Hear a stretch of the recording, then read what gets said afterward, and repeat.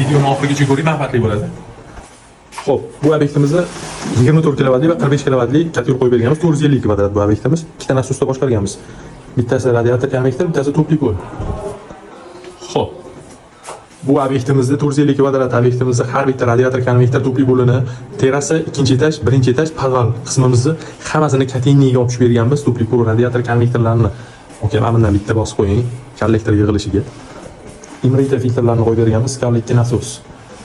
Bu kollektorlarni podvalga, kateniyaga olib tushishdan maqsad ustamiz keladi, bemalol muammoni bartaraf qilib, yana hovlidan, ya'ni zinamizdan ko'chaga chiqib keturadi. Uyimiz ichiga kirmaydi. Bu yerda elektriklarimiz ishlayapti. Shuning uchun kabel, instrumentlarimiz bor.